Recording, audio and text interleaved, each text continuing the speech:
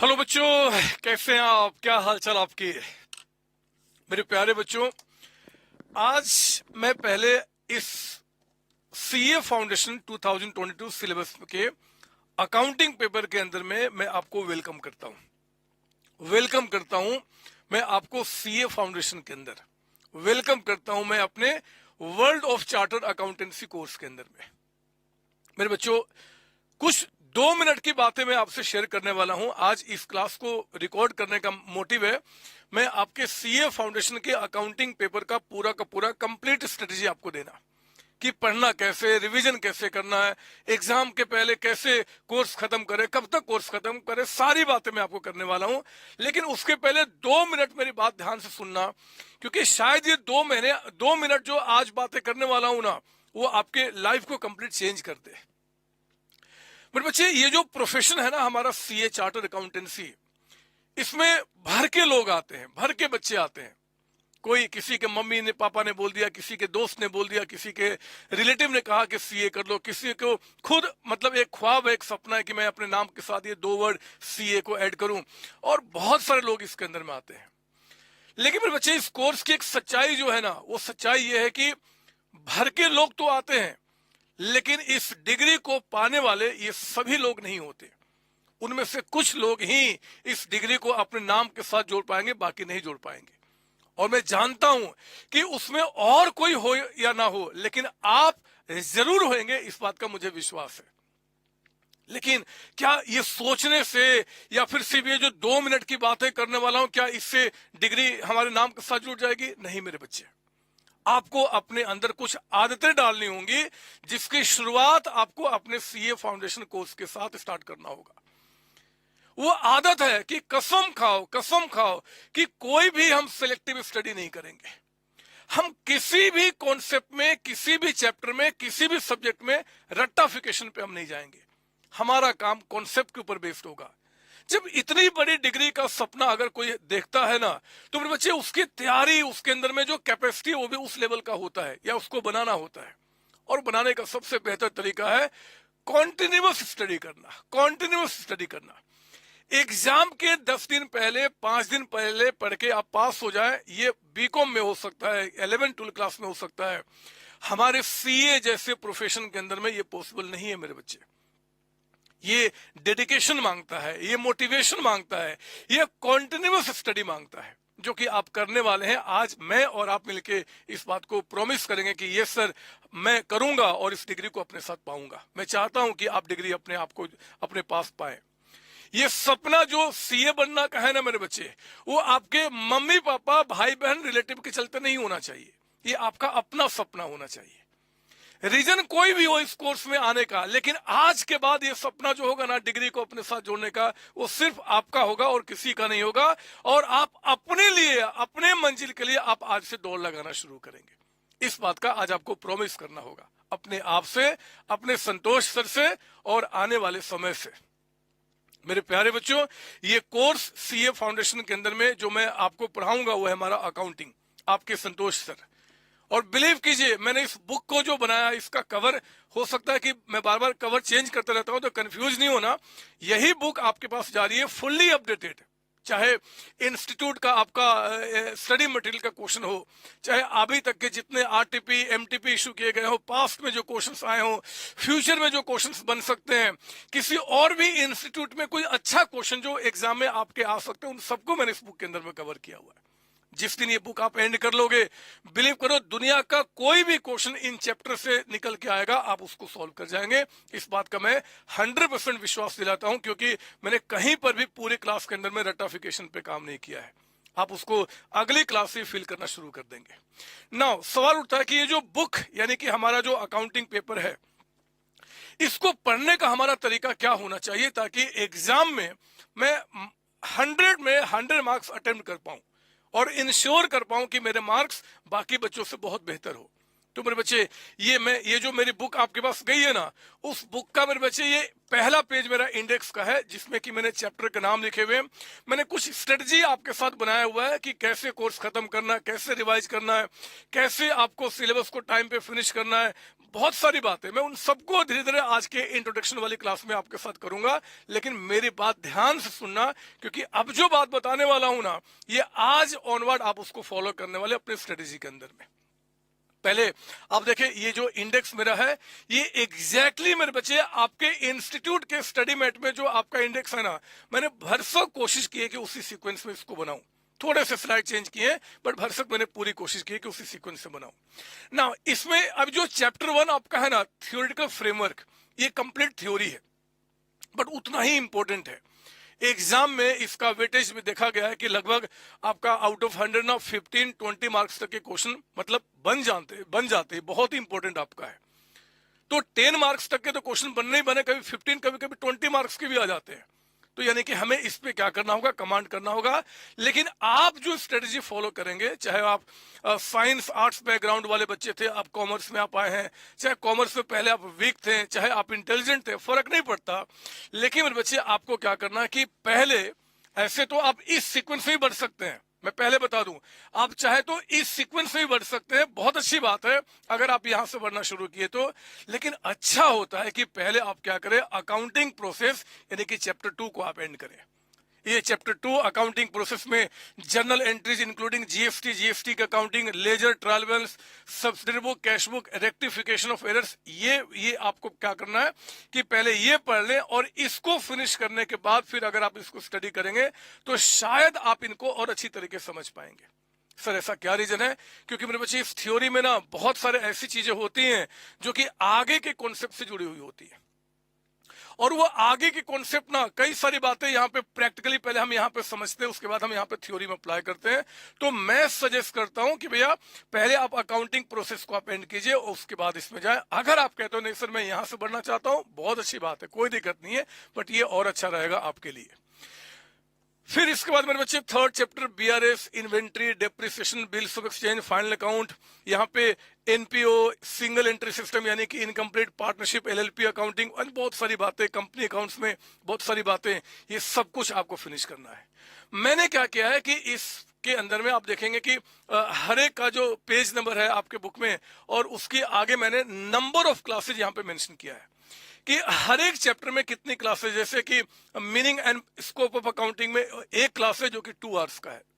फिर मैंने क्या किया जी, अकाउंटिंग कॉन्सेप्ट में आपका एक क्लास है 2 आवर्स का। ये जो कैपिटल रेवेन्यू एक्सपेंडिचर है 1 क्लास है 1.5 आवर्स का। फिर आपका ये क्लास 1 आवर का, 0.5 यानी कि half an hour, 1 hour and 1 hour. यहाँ पे आपका 6 क्लासेज टोटल 7 आवर्स का है, 3 क्लासेज टोटल 3 आवर्स का है, 3 टोटल 3। और इसके बाद मैंने लिखना बंद कर दिया है, इसलिए बंद कर दिया मेरे बच्चे कि रेक्टिफिकेशन ऑफ एरर ऑनवर्ड मेरी जितनी सारी क्लासेज हैं वो लगभग आपका 2 आवर्स की क्लास है, हर एक क्लास लगभग 2 घंटे की है। तो इसलिए मैंने इसके आगे नहीं लिखा हुआ है, और इधर क्योंकि थोड़ा वेरिएशन था और आपको स्ट्रेटजी बनाने में मुझे हेल्प करना था, इसलिए मैंने क्या किया, उनके आवर्स भी यहाँ पे मेंशन कर दिए। पता है अगर ये सारे नंबर ऑफ क्लासेज को ऐड करोगे ना, तो मेरे बच्चे ये आपका 120 क्लासेज निकल के आते हैं, और अगर इनके आवर्स को आप ऐड करोगे तो लगभग 224 आवर्स। लेकिन मेरी 90% जो क्लासेज है, 95% क्लासेज 2 आवर्स की है, तो मैंने इसको क्या किया कि 2 आवर्स की इक्विवेलेंट में कन्वर्ट कर दिया है, यानी कि टोटल लगभग 110 क्लासेज आपके पास है। अगर एक क्लास 2 घंटे का मानता हूं तो कितने हो गए आपका 110 क्लासेज ना। अब सवाल उठता है कि 110 क्लासेज को सर हम कैसे एंड करेंगे एग्जाम तक? सर हमारी क्या स्ट्रेटजी होनी चाहिए, हम कैसे अपने सिलेबस को फिक्स करें कि मुझे कितना स्टडी करना है, कब कब आपका? तो मेरे बच्चे इसी बात को डिस्कस करने के लिए ना मैंने ये स्ट्रेटजी आपके साथ लेकर आया हूं आपका। ये ध्यान दीजिए, बहुत ध्यान से मेरी बात सुनेंगे, और आज ही इस इंट्रोडक्शन क्लास के बाद आप अपना रूटीन को बनाएंगे और उसी रूटीन को स्ट्रिक्टली आप एग्जाम तक फॉलो करेंगे। मेरे प्यारे बच्चों, अगर आप बहुत इंटेलिजेंट बच्चे हैं, इंटेलिजेंट नहीं कहूंगा, इंटेलिजेंट सारे बच्चे होते हैं, अगर आप रियली में सीरियस है अपने करियर को लेकर, तो कोशिश कीजिए कि एग्जाम से एटलीस्ट 1 महीना पहले कोर्स आपका खत्म हो जाए। आपको जो ये हमने दिया है ना कि आपका 4.5 मंथ्स की स्ट्रेटजी क्या होगी, 3 मंथ्स की, 2 मंथ्स की, ये मैंने ये मानते हुए कि आपके पास लगभग लास्ट का जो एग्जाम होगा उसमें 1 महीने का लास्ट का पीरियड छोड़ देंगे रिवीजन करने के लिए। अगर आप लेट स्टार्ट किए, लेट क्लासेज लिए, तो भी परेशान नहीं होना है। एटलीस्ट मेरे बच्चे ध्यान रखना, try to finish your syllabus at least 15 days before exam. जो बच्चा एग्जाम से 15 डेज पहले भी चारों पेपर का कोर्स खत्म कर लेना, सीए फाउंडेशन का पूरा, वो भी बच्चा बहुत अच्छे मार्क्स से पास करेगा, इस बात की श्योरिटी देता हूं। बिलीव करो, जो आपके सामने खड़ा है ना बच्चे, आज तक पता नहीं कितने सीए फाउंडेशन नहीं, कितने सारे सीए बना चुका हूं, और उन सबने जो स्ट्रेटजी फॉलो किया मैं वही आपसे शेयर कर रहा हूं। तो कोशिश हो कि कम से कम तो 15 डेज पहले तुम कोर्स खत्म कर ही ले ना। अब हमने ये मान लिया कि आज जिस दिन आप हो, और वहां से क्या है जी, एग्जाम आज से 5 मंथ्स के बाद है। 5 मंथ्स 2 डेज 4 डेज जो भी आपका 5 मंथ्स बाद है। और संतोष सर ने बोला कि कम से कम 15 डेज पहले तो कोर्स खत्म हो ही जाना चाहिए। तो मानता हूं कि 4.5 मंथ्स आपको पढ़ाई करने के लिए है। इन 4.5 मंथ्स मेरे बच्चे 4 पेपर आपको एंड करने हैं। 4 पेपर एंड करने के लिए 2 तरीके की स्ट्रेटजी होती है। एक स्ट्रेटजी होती है कि पर डे हम चारों पेपर स्टडी करेंगे, यानी कि आज भी हमने अकाउंट्स, इकोनॉमिक्स, लॉ, मैथमेटिक्स पढ़ा, कल भी पढ़ा, और इस तरीके से हम 7 डेज नहीं 6 डेज इन ए वीक। हम संडे मान लेते हैं आप रिलैक्स करने के लिए, रिलैक्स है, मस्ती करने के लिए, कई जगह घूमना, दोस्तों के साथ टाइम देना। तो 6 डेज अगर आप एक दिन एक वीक में पढ़ते हो, तो उसके हिसाब से हमने देखा कि आपके पास 2 तरीके की स्ट्रेटजी आती है। एक तो आपका क्या कि पर डे चारों पेपर को पढ़ना, और एक स्ट्रेटजी होता है कि ऑल्टरनेट का मतलब कि आज हमने क्या किया जी, मान लो अकाउंट्स एंड लॉ पढ़ लिया, एक थ्योरी एक प्रैक्टिकल, एंड कल हमने क्या किया, इकोनॉमिक्स और मैथ्स पढ़ लिया, एक थ्योरी एक प्रैक्टिकल, और यही ऑल्टरनेट में हमने क्या किया, इसको रिपीट किया। ये जो सेकेंड वाला जो है ना बच्चे स्ट्रेटजी, ऑल्टरनेट वाला, इसको मैं प्रेफर करता हूं। मैंने भी यही काम किया है, कई सारे बच्चों से मैं यही कराता हूं, और इसका अच्छा रिजल्ट निकल के आता है। क्योंकि एक दिन में अगर मान लो हमारे पास पढ़ने के लिए, मैं मानता हूं कि आप सीए कर रहे हो तो 14-15 आवर्स तो स्टडी करोगे ही करोगे। इतना ज्यादा सर, बदमाश बचपन से करते आ रहे हो। आप याद करो वो बचपन की बातें, जब आप छोटे छोटे बच्चे थे, 4th-5वीं क्लास में थे, वहां भी आप कम से कम 14 आवर्स की स्टडी करते थे। स्कूल था, ट्यूशन था, होमवर्क था, घर का स्टडी था, पता नहीं कितने। वही काम करना मेरे बच्चे, 13 to 14 आवर्स पर डे की स्टडी तो आपको रखना ही पड़ेगा, चाहे वो फाउंडेशन हो, चाहे वो इंटर हो, चाहे फाइनल हो। इससे ज्यादा भी नहीं, इससे कम भी नहीं। बस डिग्री को अगर लेना है तो आपने, तो ये मानते हुए मैंने क्या किया, मैंने यहाँ पे 2 स्ट्रेटजी आपके लिए लेकर आया। एक तो आपका डेली अगर आप पढ़ते हो तो, अगर आप चाहते हो, या दूसरा क्या जी, ऑल्टरनेट, जिसको कि मैं, यानी कि आपके संतोष सर और दुनिया में बहुत सारे लोग इसको प्रेफर करते हैं, है ना। ऑल्टरनेट का मतलब कि मंडे, वेडनेसडे, फ्राइडे 2 सब्जेक्ट 4-4 घंटे पढ़ लेंगे जी, तभी आपका 8 ही घंटे हुआ। 6-6 घंटे पढ़ गए तो भी कोई दिक्कत नहीं, 12 घंटे ही हुआ। तो ये ध्यान रखेंगे, मैं आपको बता रहा हूं कि क्या आप कैसे इसको फॉलो करेंगे। तो मैं मान रहा हूं कि ये जो आपके पास कोर्स है, मेरे अब फिलहाल मैं अकाउंटेंसी की बात कर रहा हूं, कि मेरे बच्चे 1 मंथ में आप 25 डेज पढ़ेंगे बस। 5 दिन मैंने छोड़ दिया आपके लिए मस्ती के लिए, खूब मस्ती करो ना।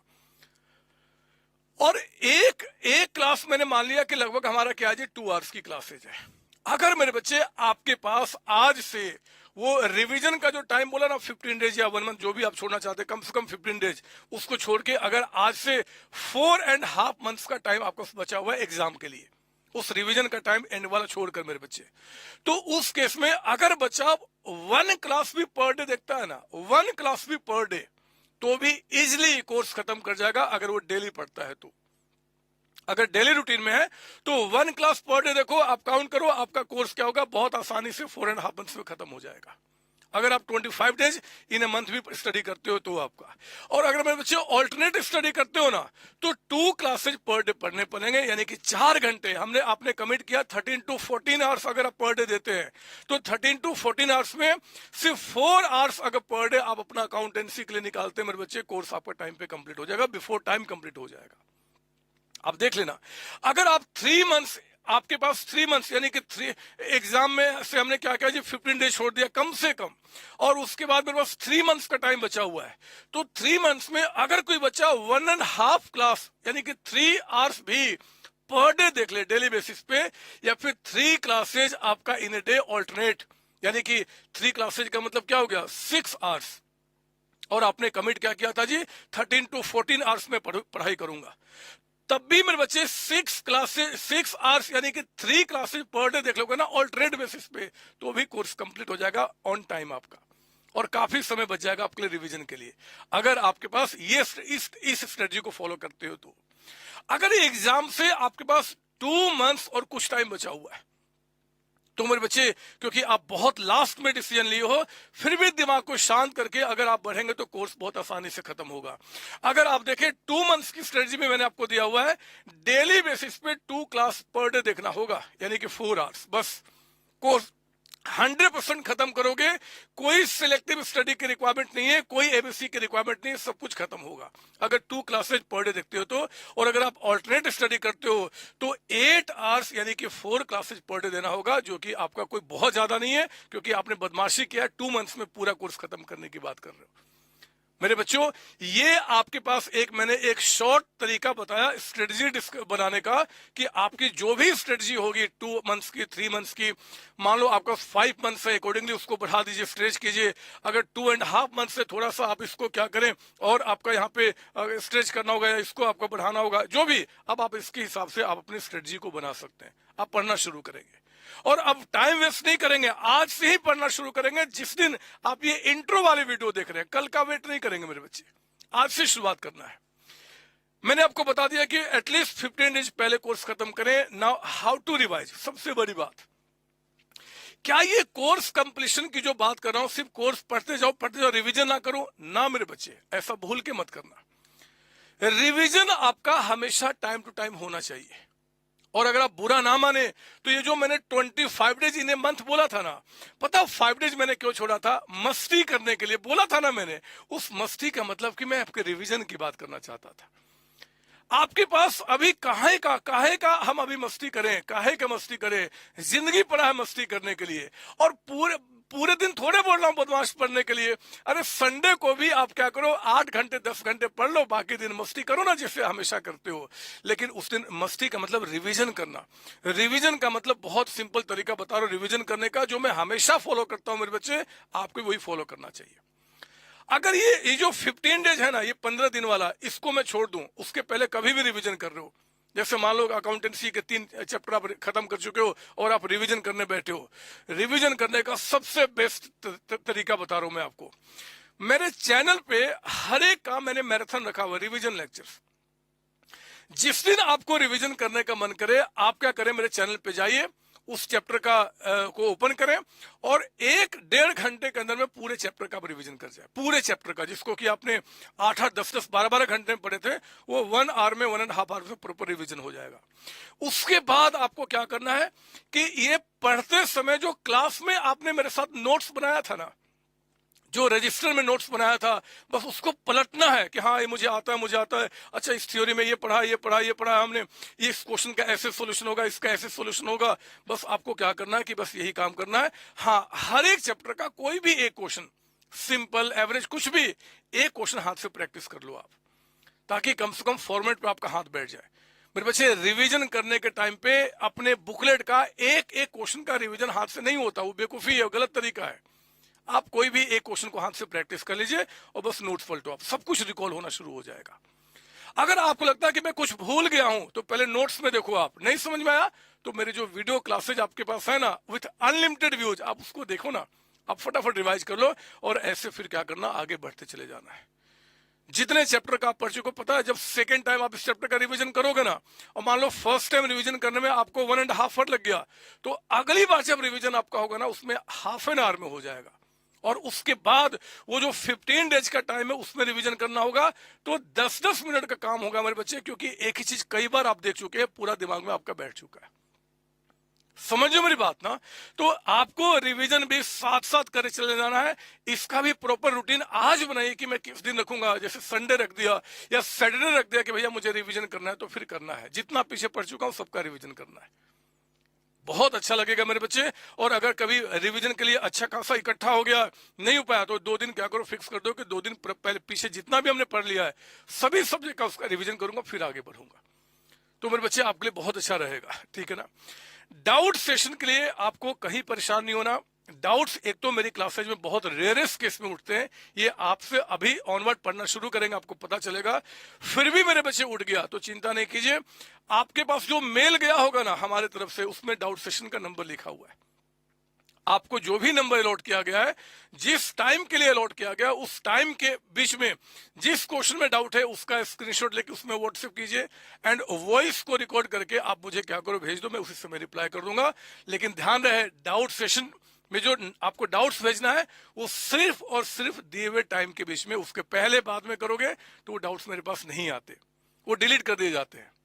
इसका भी एक रीजन है, पता है रीजन क्या है? अक्सर क्या होता है कि आप जब पढ़ना शुरू करते हो तो आपने पढ़ा, उसी टाइम पे डाउट आया और आपने क्या किया, मुझे सेंड कर दिया। बदमाश हो ना, भेज देते हो आप, लेकिन वो आधे घंटे के बाद ही क्या होता है, डाउट्स रेक्टिफाई हो जाओ, आपका सॉल्व हो जाता है, क्योंकि आगे मैंने उसको सॉल्व किया हुआ होता है। इसलिए जो भी डाउट्स बच गए फिर भी आपके पास, तो डाउट सेशन टाइम पे ही मुझे भेजिए, मैं आपको पक्का उसी टाइम पे रिप्लाई करूंगा विदाउट एनी डिले आपका।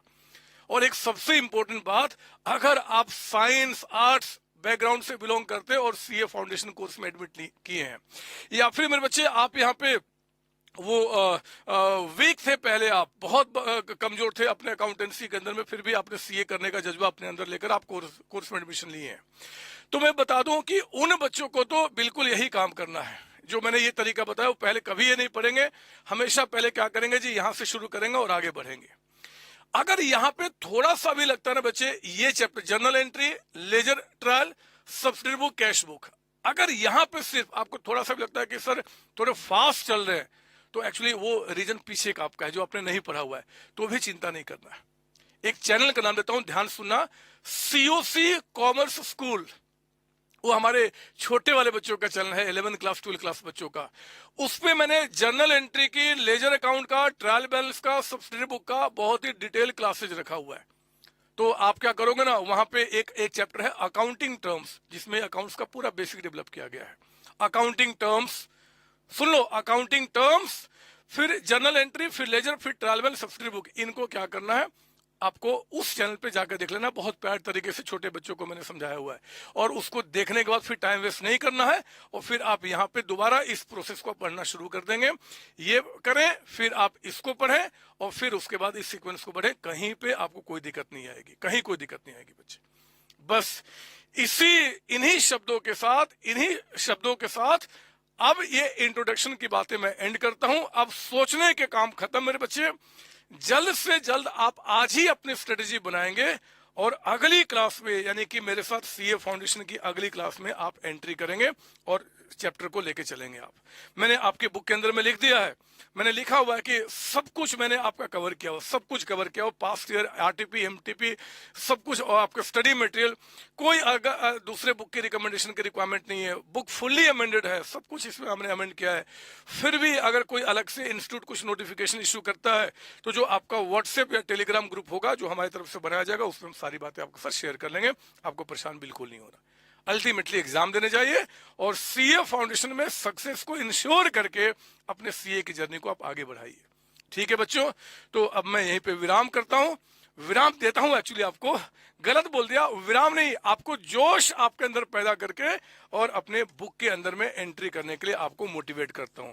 आइए शुरू करते हैं सीए फाउंडेशन अकाउंटिंग पेपर के अंदर में अपने चैप्टर की शुरुआत। मैं रिपीट कर दूं, 1 सेकंड और, जो बच्चा चाहता है कि मैं इसी सीक्वेंस से बढ़ूं, इसी सीक्वेंस में, तो मेरे बच्चे आप यहां से भी बढ़ सकते हैं, बट मैं प्रेफर करता हूं यहां से बढ़ना, ये करना, फिर ये करना, और उसके बाद ये सारे चैप्टर्स जो है ना, इनका सीक्वेंस आप बिल्कुल भी नहीं तोड़ेंगे। आपको जब यहां थर्ड से शुरू हुआ तो थर्ड से लेकर टिल द एंड आप बिल्कुल एंड तक जाएंगे, प्रॉपर सीक्वेंस के अंदर में, प्रॉपर सीक्वेंस के अंदर में, प्रॉपर सीक्वेंस के अंदर में। ठीक है ना, सीक्वेंस ब्रेक नहीं करेंगे। ऑल द बेस्ट बच्चे, बिलीव करो, you are going to be the chartered accountant in coming future, मैं आपको इंश्योर कर रहा हूं। All the best. आइए शुरू करते हैं अकाउंटिंग का आपका सिलेबस। थैंक यू बच्चे, थैंक यू।